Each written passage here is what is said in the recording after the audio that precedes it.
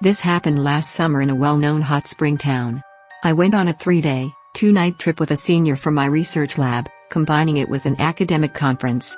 On the first day, we wrapped up the conference early and enjoyed the hot springs.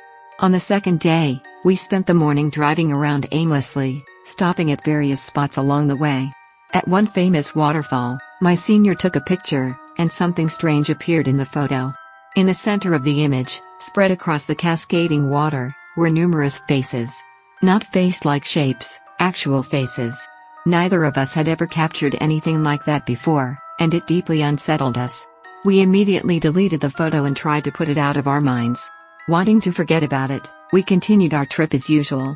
Along the way, we befriended 3 male university students, had dinner together, and left around 9 p.m. to return to our inn.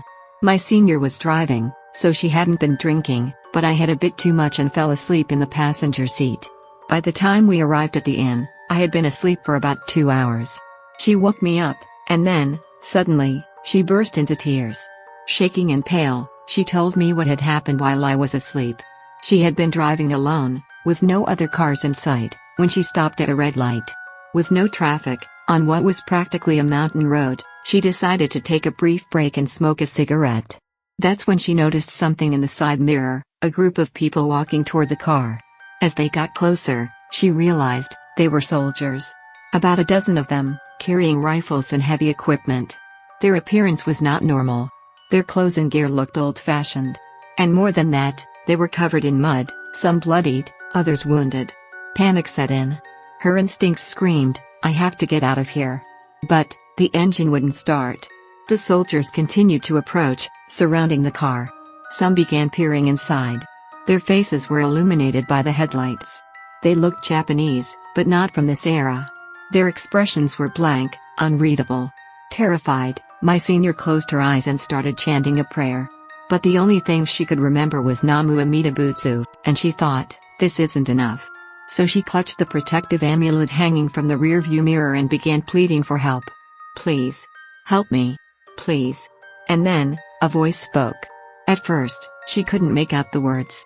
But then, right next to her ear, she clearly heard it. "Hey, woman. What the hell are you doing? Don't mess around." It was low and raspy, as if whispered directly into her ear. She forced herself to open her eyes.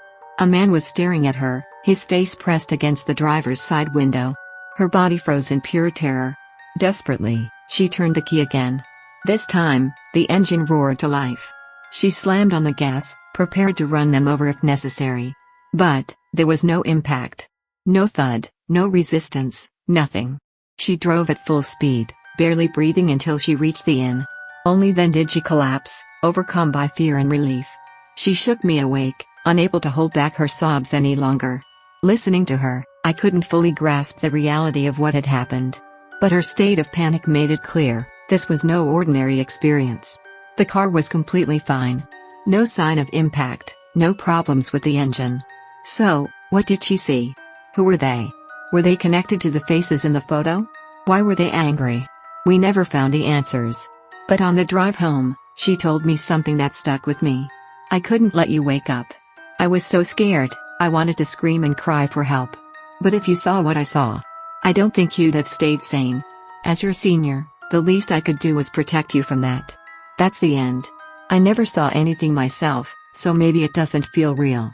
But thinking back on my senior's reaction, I know, something truly terrifying happened that night. To this day, we still talk about it.